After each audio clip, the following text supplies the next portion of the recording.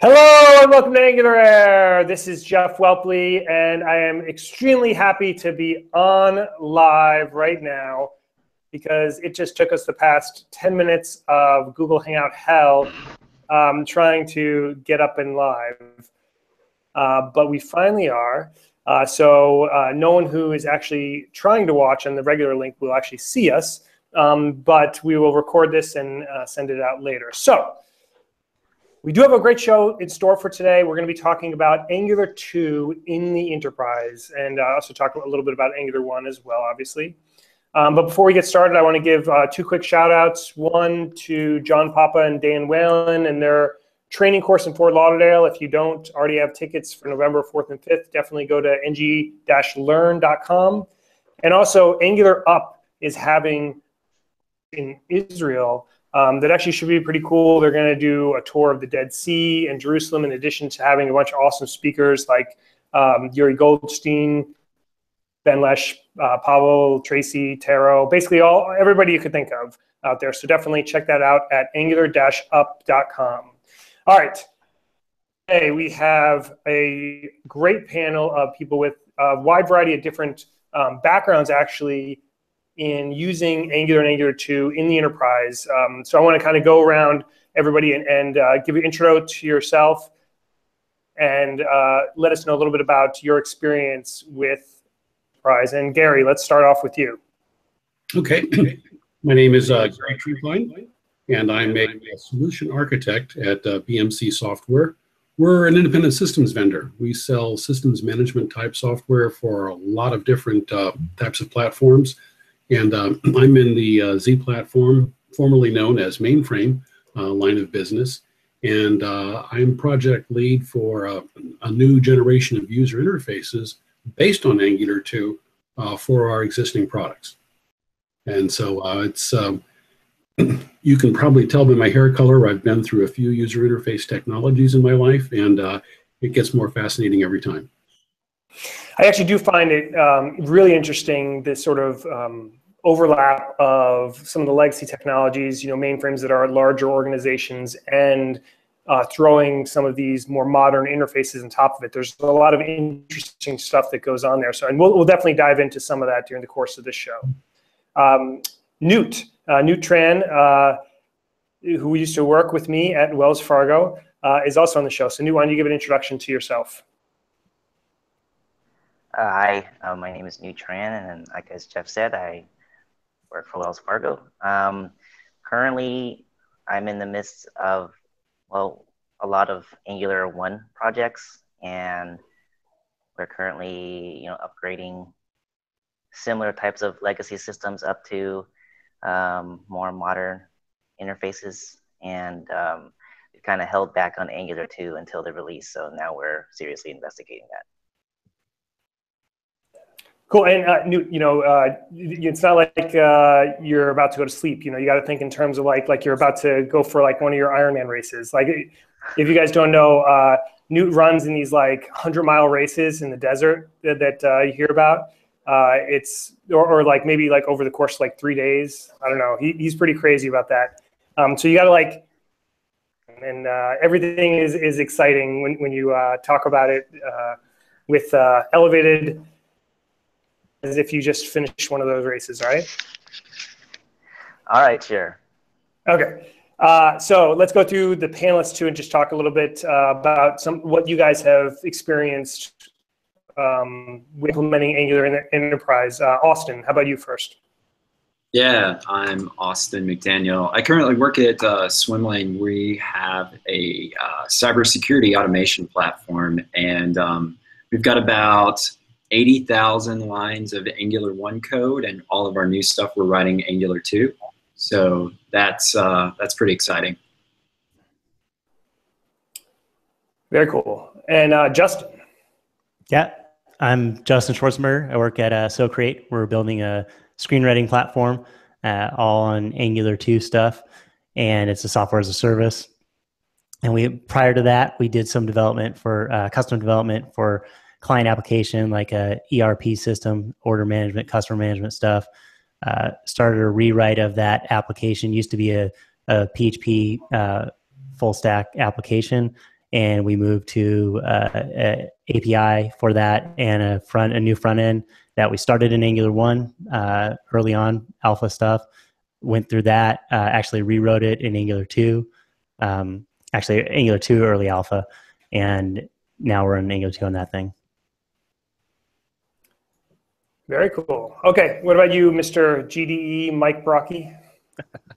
My name is Mike Brocky. I'm a architect at CEI out of Pittsburgh, and I am also a contributor to the Angular CLI. So that's where I spend a lot of my open source time, is contributing to the Angular CLI. So hopefully people get use out of that. And then Olivier Cohn. Yeah, hey guys. So I work in a startup in Lyon, in France, and we do a lot of analytics. So we use Angular to display a lot of our data to our clients, and we use D3 for graphs. So a bit like what Austin is doing as well. So we mix, we're mixing both frameworks a lot.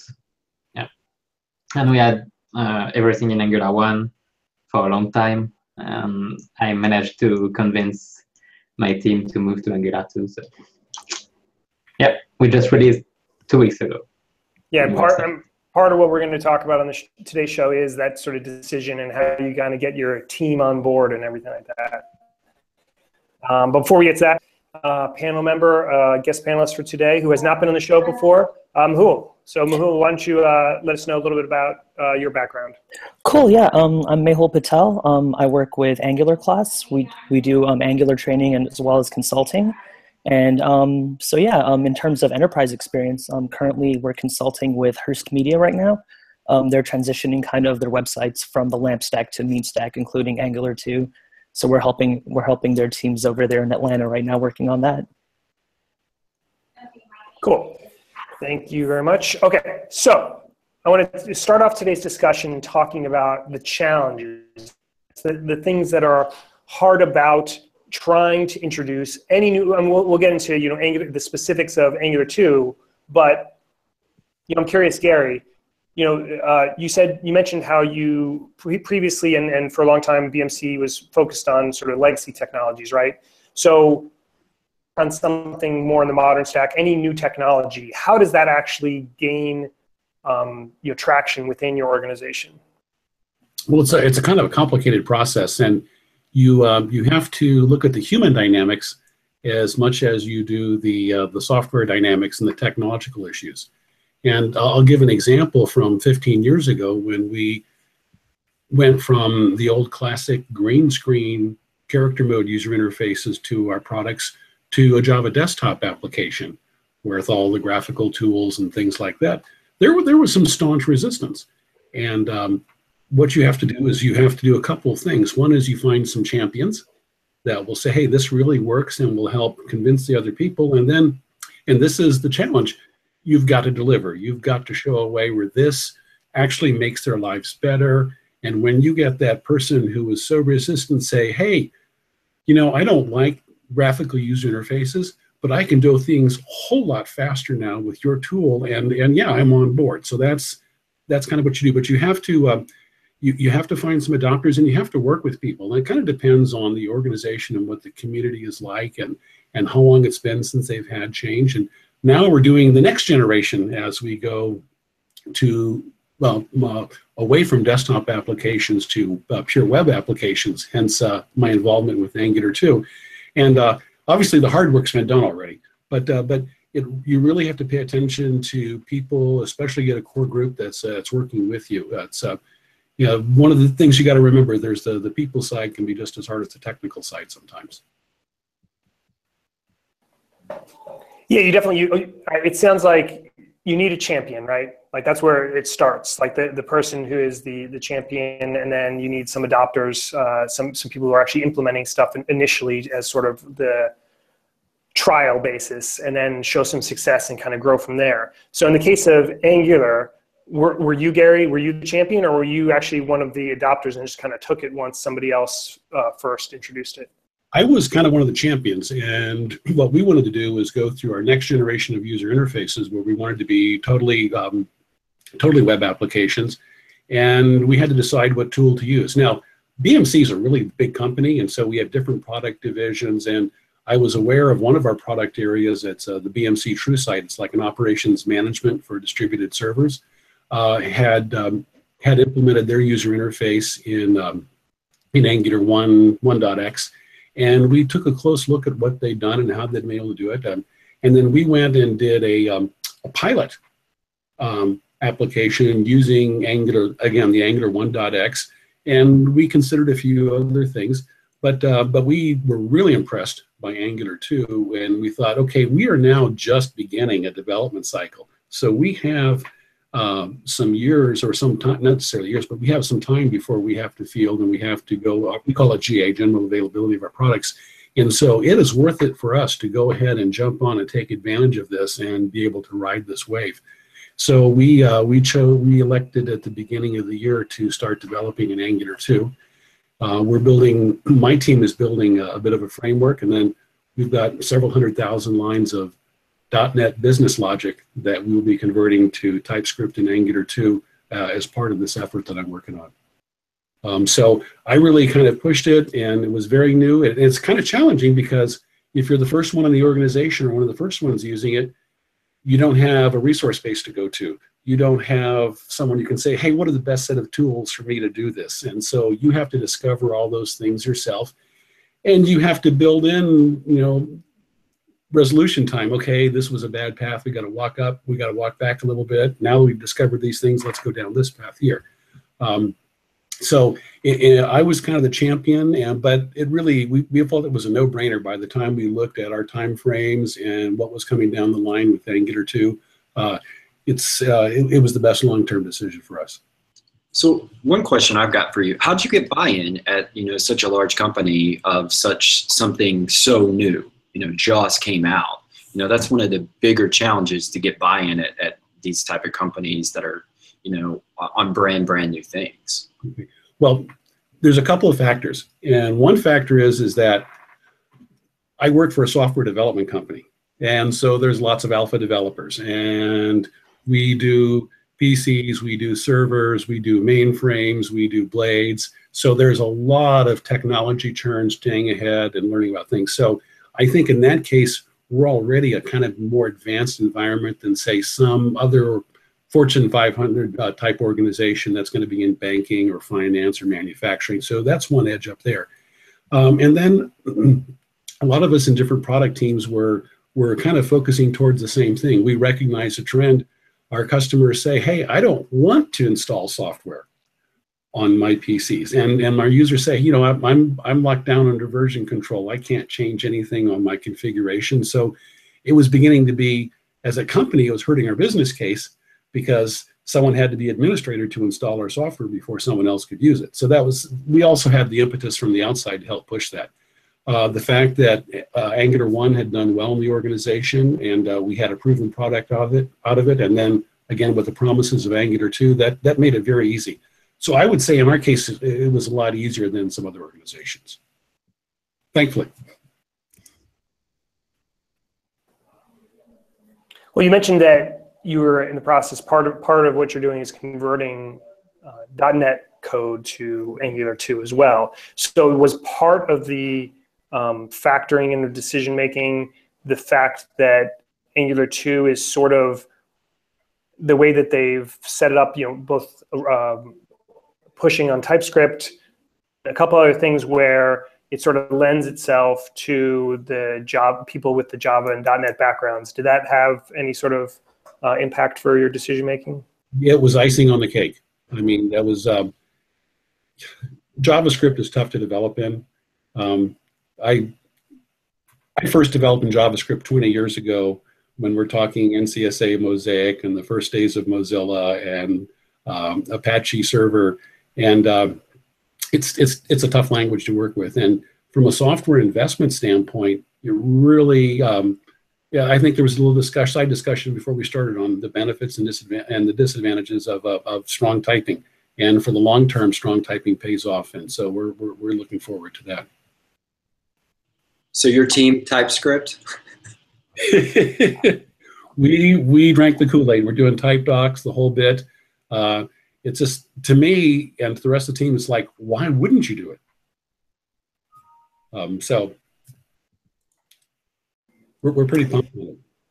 Yeah, you mentioned that you work for a software company. It is different for things like. Tell us a little bit about your background. You're working at a huge financial institution where, I mean, I know from our time there together, it was difficult to make technologies that everybody was using. So how were you able to accomplish this at Wells Fargo? Well, I was able to do this by basically be given a project where it was a brand new product within the company, and this is an internal product, not an external product. So it was really great because at that point, it was more of a trying to get a product up and running pretty quickly. It was kind of complex and for the users to use, and at that point, we had most of our applications weren't even on MVC. That's how old some of the internal systems are, and I explored Knockout, and then I talked to you, and you mentioned Angular, so I give that a shot, and I built proof of concepts for both, and I ended up liking Angular much better than Knockout, and I just kind of ran with that, and it was just fortunate enough that the application was small with room for growth, and that just led to other teams adopting Angular, and it was pretty successful right off the bat. So, and it, I guess, decreased the time to code the user interface as opposed to the regular JavaScript model. And now we have several projects using it. The unfortunate thing was that we developed that in 2014.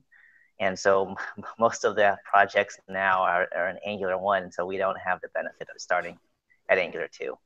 And so now it's anything that would have to do would be either a migration, which I'm doing on, and anything net new probably would be Angular 2. But right now we're in the conversion process. That's to actually get anything approved by the kind of security audit teams and that type of thing for new technology, or I know they focus a lot more on like the server setup and that type of thing. So maybe they didn't care, but did you have to actually go through anything like that? No, I was pretty much given the okay to explore whatever I needed to explore. The harder part was working through the red tape of actually requisitioning resources such as servers and whatnot. That part was probably more painful than developing with Angular, or coming up, or even just getting the approval to use it. Well, I guess that's not necessarily specific to Angular you're talking about. That's just specific to like creating a new application in general, that you have to like requisition hardware and that type of thing. Is that what you're talking about? Yeah, that's true. For this particular application, it came more of a business need, and so the timing was right for the development of that application, and then the choice of what technology we wanted to go forward with. And then what about Newt, from a people perspective? Because part of it is the making sure that it's okay with management to be able to utilize a new technology, but then you also have to get on board, and well, even if they're on board, then they have to actually train, which some people are used to. Web developers, especially people who are used to open source. But then there's a lot of people that have just worked, potentially for a larger company for a long time, that have only been using, one legacy technology for 20 years, and that presents all sorts of other challenges. So did you guys have any problems as far as that goes, or do you just segment the teams, or how do you work with that? So well, what I did was I worked closely with the lines of businesses that were, I guess, the initial stakeholders for the application. And we walked through screen design and how they wanted to use the product, their workflow, I guess. And I guess what you guys probably have to do, you elicit the requirements and you try to figure out, what are their pain points, and through that work, it took many meetings to work that out. And as we were going in through dev, we invited some of the stakeholders to take a look and play around with it. And as they were going through QA, they would give more input and feedback on usability as we were going along. And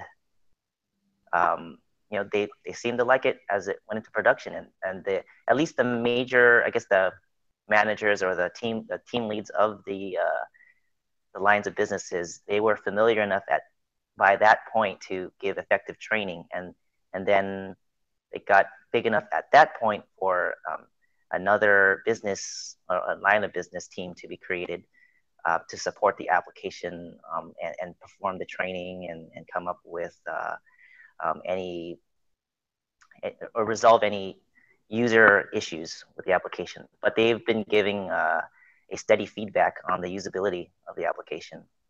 Been a good relationship with them. Now, you've mentioned training a few times. How did you go about finding training with the technology as new as Angular 2 is? Is there any resources that you went out or had trouble finding, or talk about the training aspect a little bit? Are you talking about for developers or for the users? Developers. Users are usually well versed in using the browser. So, yeah. So when I first created the application, it was it's Angular 1.2, I think, and the documentation was lacking a lot. So I think I used the Egghead.io online classes to get familiar, and a lot of Stack Exchange at that point. And I've grown envious of the documentation over the past couple of years with Angular 1 and now Angular 2. So there was not very much going in when I first started.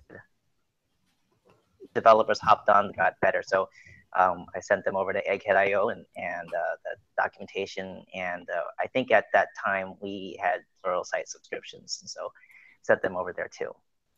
But it was much easier. It was a better learning curve for the next set of developers working on the application, for sure. Very true. As products mature, the training materials also do mature as well.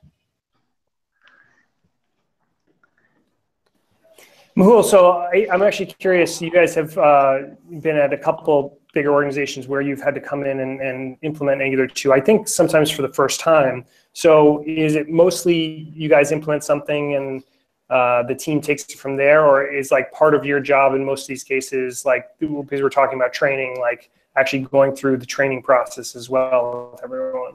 So for the first couple kind of training kind of events we've done with bigger companies, it's kind of been just kind of going through curriculum and kind of step-by-step teaching the fundamentals, because a lot of these teams actually have very minimal JavaScript experience to begin with. But kind of with our current clients, they've actually started building out an Angular 2 product. And then for like the first week when we came through, we kind of just did a kind of an audit of kind of their code base on what kind of works, what doesn't work, and just doing kind of like pull request reviews and stuff, and kind of just doing a lot of pair programming with a lot of their lead developers and things of that nature.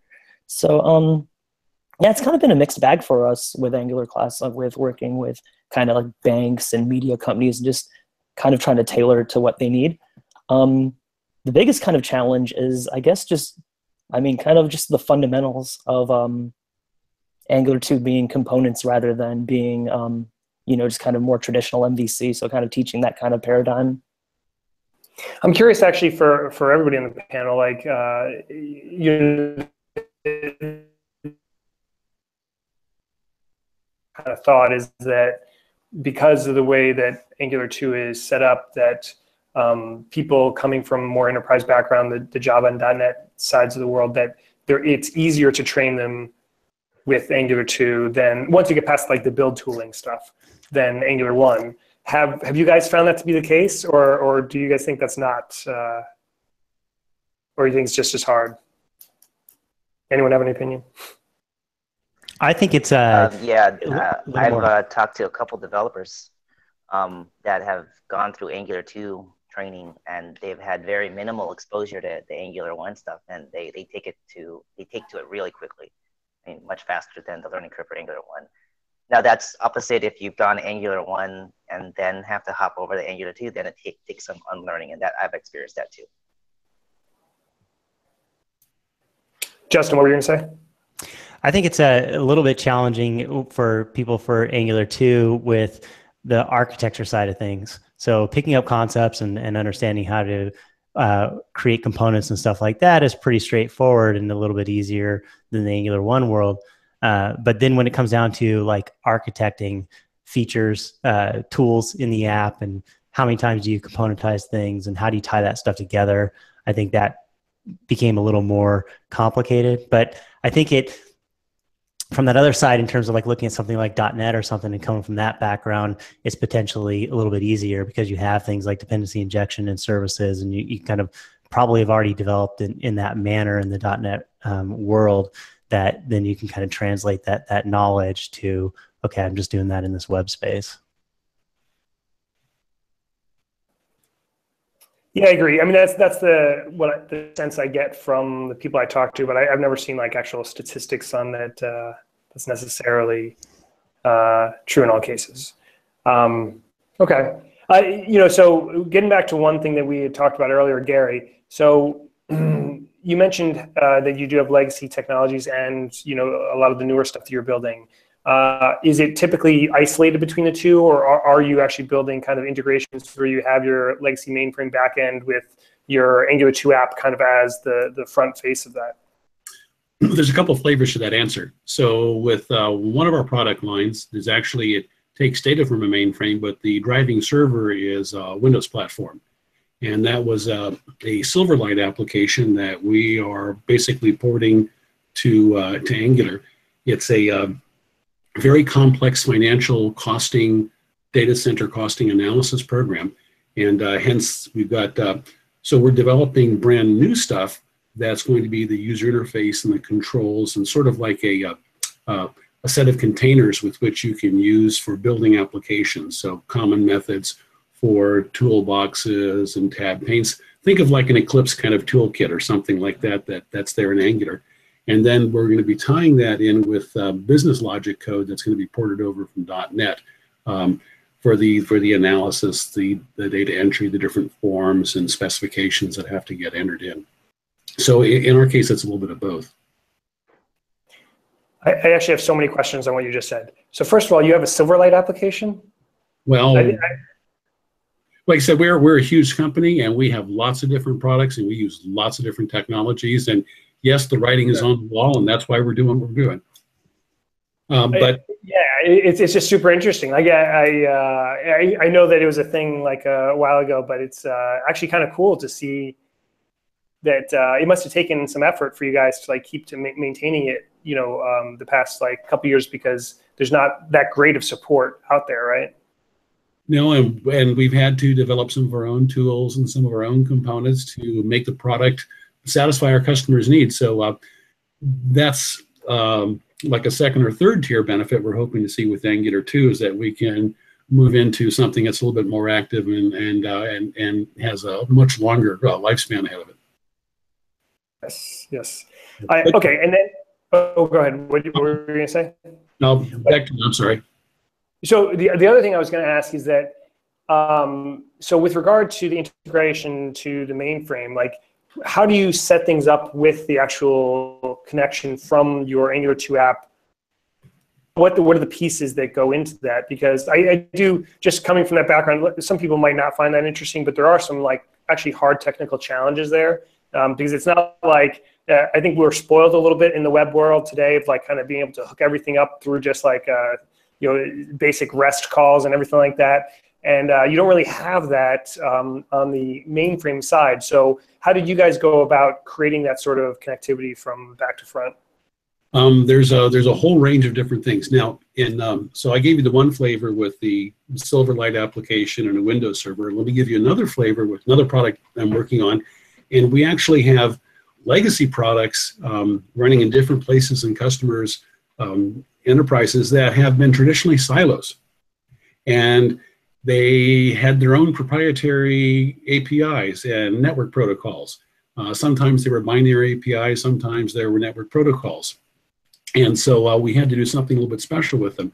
Now, the last thing we wanted to do was make our user interface so incredibly complicated, because if I'm talking to this application, I have to do this protocol. If I have to do this, I have to do that protocol.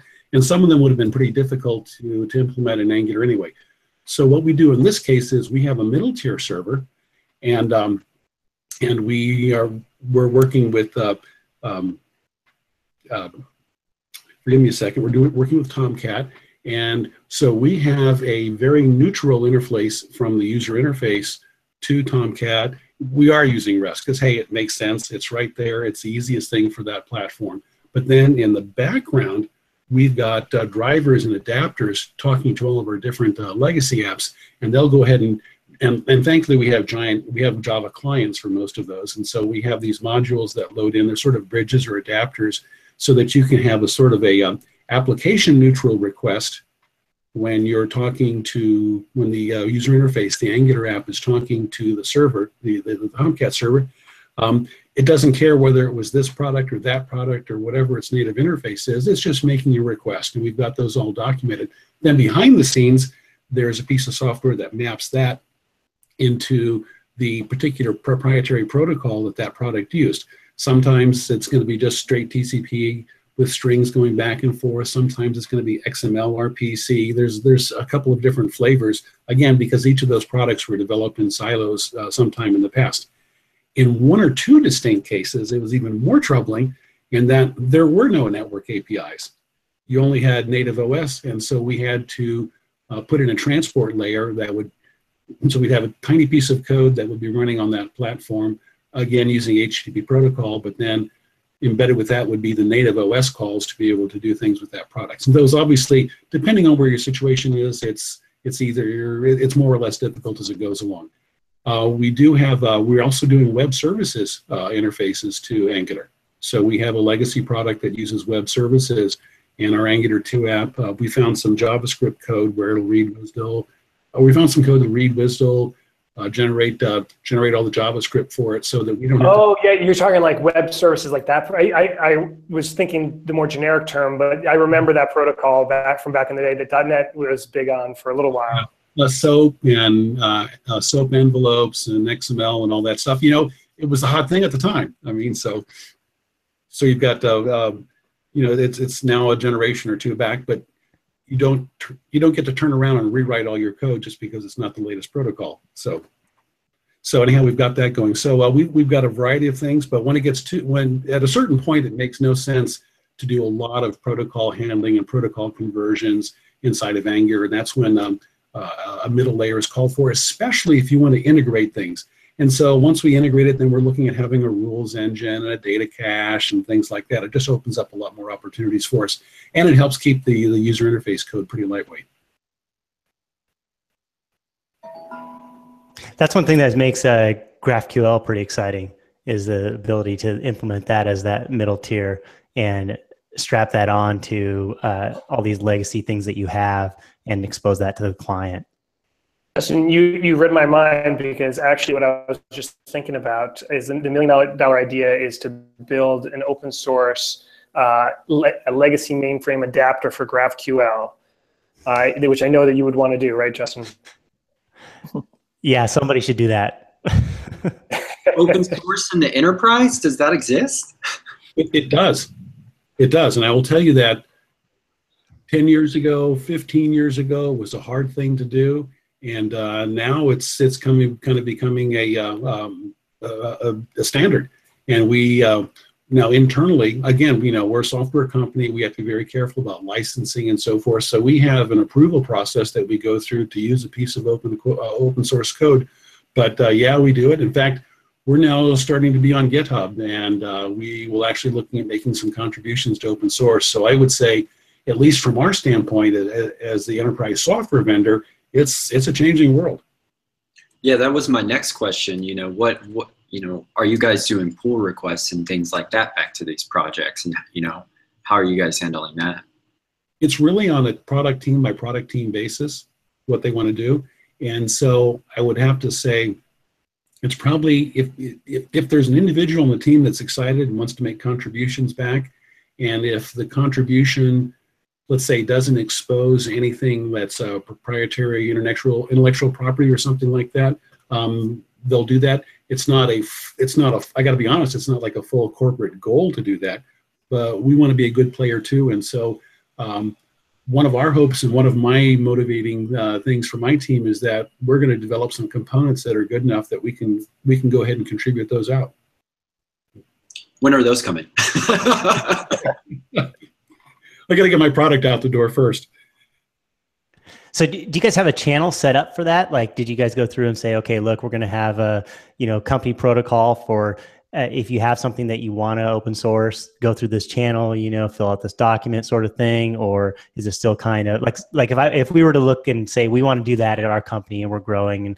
And so what would be our procedure for making sure that we just don't have people nilly-willy putting stuff out there? They can go through but we can tell them, hey, you have an idea, you have some piece that you think you want to go through. Here's the channel you go through to make sure that you're not exposing anything and that we're good to go from a business standpoint doing that.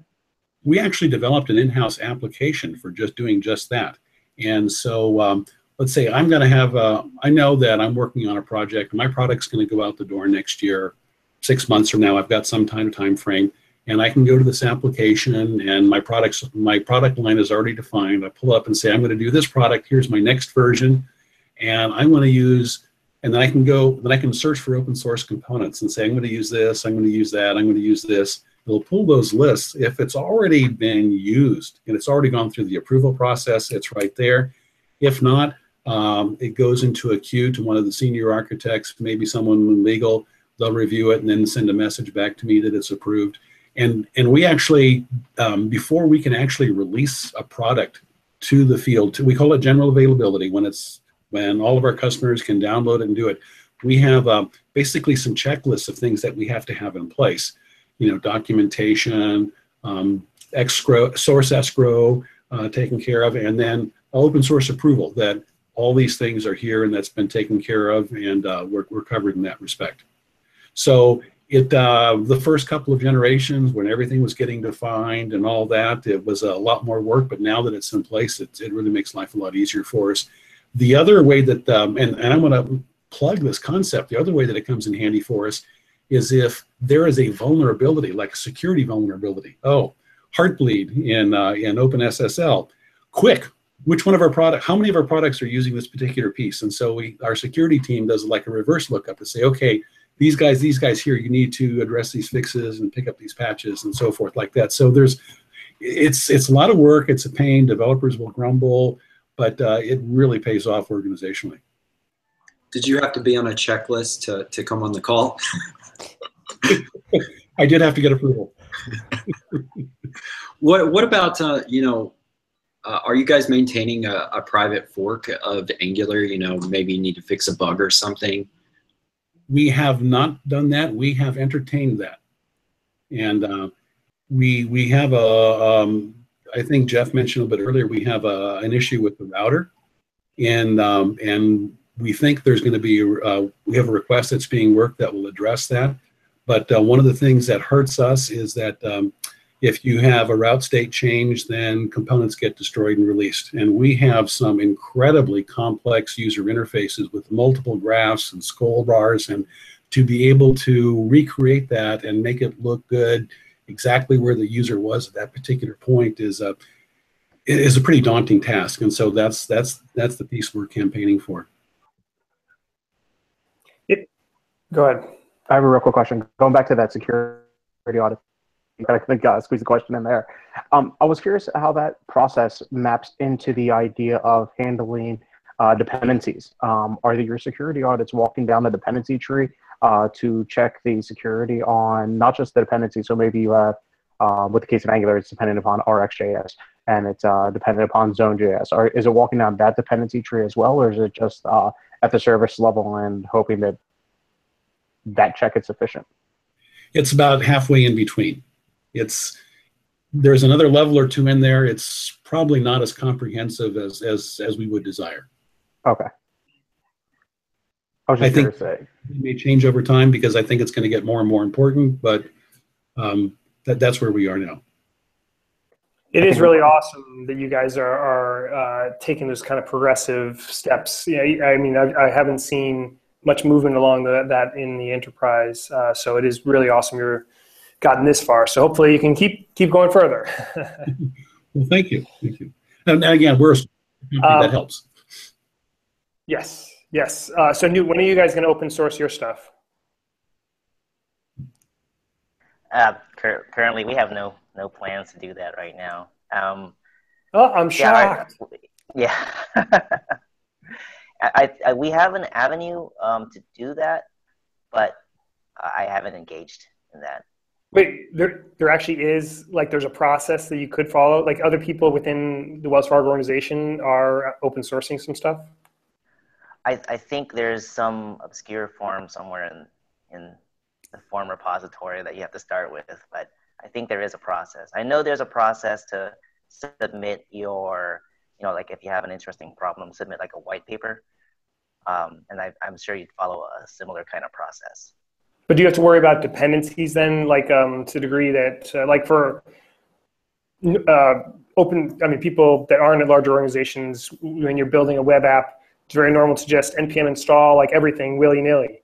So do you actually have to like think hard about that and do some type of process to make sure that the things you're bringing in?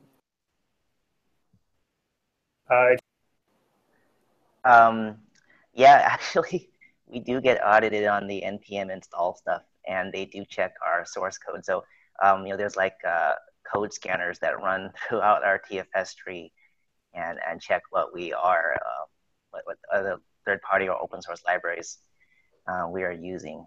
And then others come by and also ask us too. So there is a process where they do their checking. And then we have our security, same thing, we have a security suite here that we have to run our code through, and it will inform of this any software vulnerabilities that we have to address. So Yeah, actually, does this mean that when you want to use, let's say, a date picker, it would take like 1 month to get approval for a library, and you just decide to code it yourself because it's too painful to add an external lib, or is it still valuable to use something external? We still have some freedom, and it's more of we kind of pick what we want, and then the scanner tools or the security team will run an audit, and they'll tell us later if we have to change some stuff. And so we have some flexibility there in exploring newer technologies. So it's not as restrictive as we want to use a UI date picker, and then we have a 3-month process with like 17 meetings in the middle. We don't have it like that. That would really bad. Okay. We are near the top of the show, so I want to make sure we get to our picks. I know some people have a hard stop at the top of the hour, but I feel like we're just scratching the surface of some of these topics. So I'm sure we'll have a round 2, in a couple of months with some stuff we didn't get to today. But let's get to picks, and actually, Newt, let's start off with you because I know you do have a hard stop here. I actually haven't thought of any right now. Can you come back to me? I'll circle back to you. Yeah. Austin, you're muted. Yeah, so I was just pulling up my picks. You caught us all off guard, Jeff. Here they are.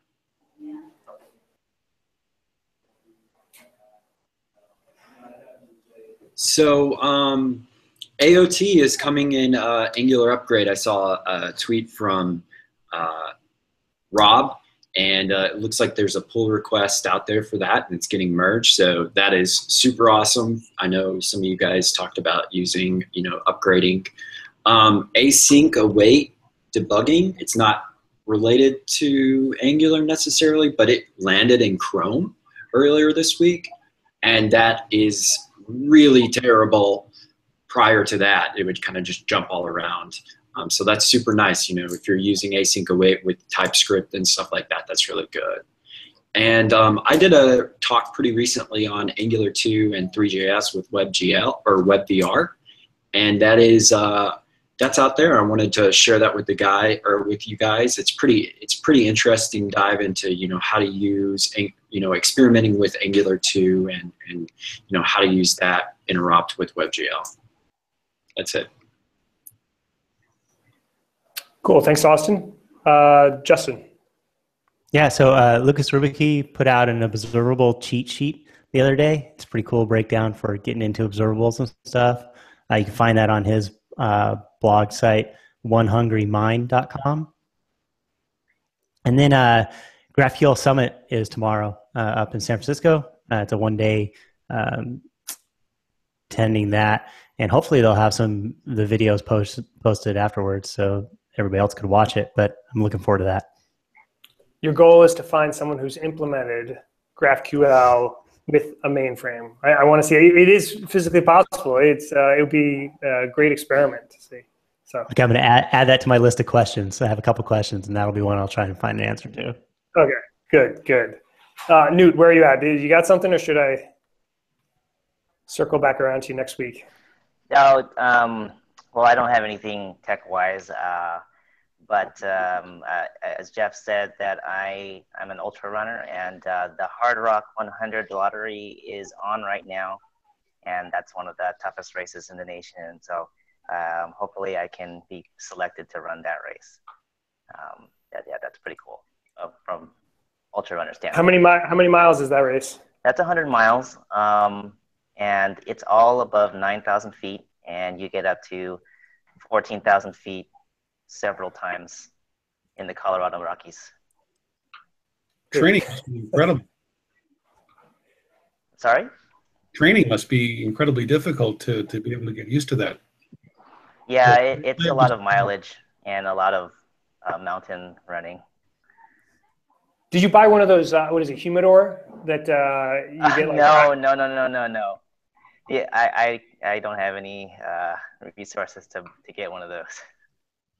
All right, we're gonna have another AngularAir show just on your running here. Like, I'm fascinated to know like how the heck this actually works. Like, it's just mind blowing to me. 100 miles is like, yeah. All right, we'll talk more about this later. Thanks, Newt. I'm gonna get kicked out of the room, guys. Thanks. Yeah. We'll talk to you later. Mehul, how about you? Yeah, so kind of circling back to Austin, he mentioned async await. Node 7 has async await as well, and I believe that just came out today, I think, the release notes for that. And also I wanted to plug the Atlanta AngularJS meetup. The next meeting is Wednesday, November the 16th at 7 p.m. And so they do a lot of lightning talks, and they usually have like kind of a guests in the community kind of come out and give kind of workshops and things of that nature. So if you're in the Southeast, that's worth checking out. Very cool. Thank you. Mike, how about you? Yeah, I'm going conference heavy here with my picks. So right now, NG Europe's going on. You can catch the live stream. I think today's stream is over, being that it's in Paris. But check out the live stream tomorrow. Is it just me? Sorry to cut you, but no, you're good. Just me or NG Europe was like, I don't know. I was surprised that it was already NG Europe. I was like, wait, that's NG Europe now. I was like in Angular Connect last month, and I don't know. I just missed out of the fuzz about. Yeah. It's snuck up on you. Yeah. I was streaming some of the talks this morning. Was kind of happy with what I was saying. Look forward to seeing what's coming up tomorrow too. Might try and wake up early or something to catch a few more of them. Also, speaking of conferences, DevFest Florida, speaking of the Southeast, is the first weekend in November. I'll be speaking down there. And then if you're really interested in conferences coming up, NG Cruise is coming up. It's actually going to be a conference on a cruise line heading out of Miami, Florida, which should be interesting. One non-conference related pick is a tool. It's a Git user interface with a GUI. It's a really nice, sharp-looking user interface called Git Kraken. Love the name as well. So go check that out as a different alternative to be able to visualize your Git repos. Cool. Thanks, Mike. Gary.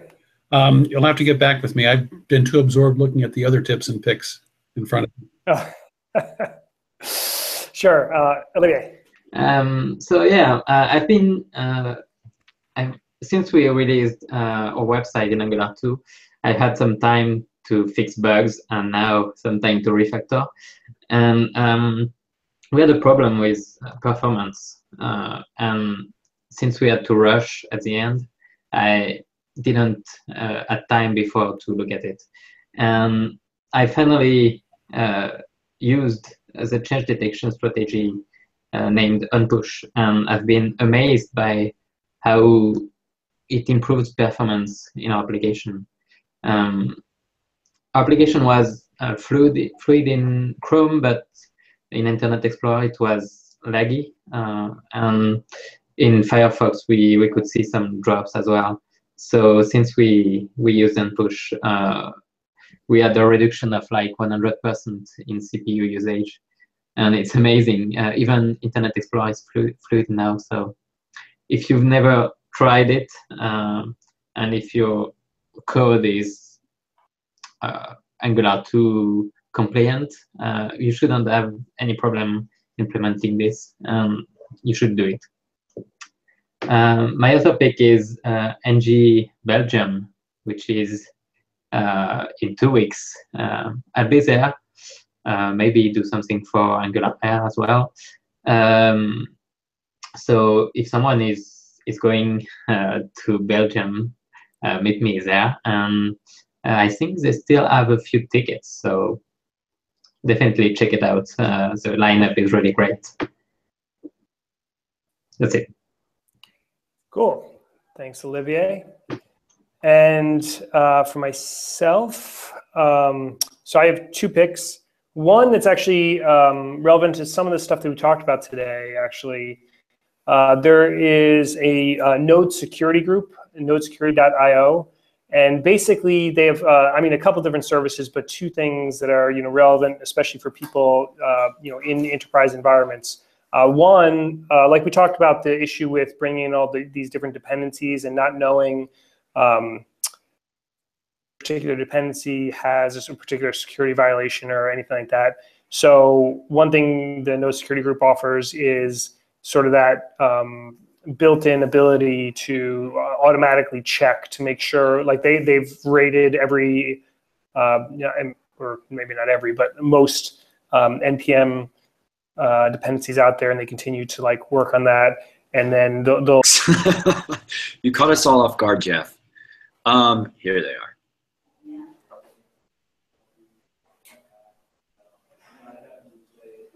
So AOT is coming in Angular upgrade. I saw a tweet from Rob, and it looks like there's a pull request out there for that, and it's getting merged. So that is super awesome. I know some of you guys talked about using, upgrading.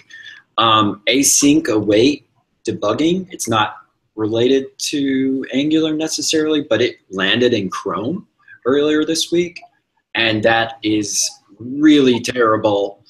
Prior to that, it would kind of just jump all around. So that's super nice. If you're using async await with TypeScript and stuff like that, that's really good.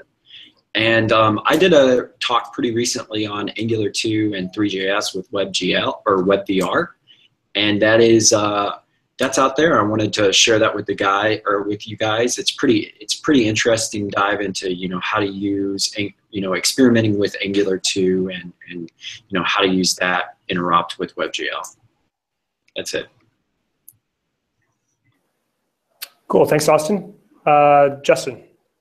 Yeah, so Lucas Rubicki put out an observable cheat sheet the other day. It's a pretty cool breakdown for getting into observables and stuff. You can find that on his blog site, onehungrymind.com. And then GraphQL Summit is tomorrow up in San Francisco. It's a 1-day attending that. And hopefully they'll have some of the videos posted afterwards so everybody else could watch it. But I'm looking forward to that. Your goal is to find someone who's implemented GraphQL with a mainframe. I want to see it. It is physically possible. It would be a great experiment to So Okay, I'm going to add that to my list of questions. I have a couple questions, and that'll be one I'll try and find the answer to. Good, good. Newt, where are you at? You got something, or should I circle back around to you next week? Oh, well, I don't have anything tech-wise, but as Jeff said, that I'm an ultra runner, and the Hard Rock 100 lottery is on right now, and that's one of the toughest races in the nation. And so hopefully I can be selected to run that race. Yeah, that's pretty cool from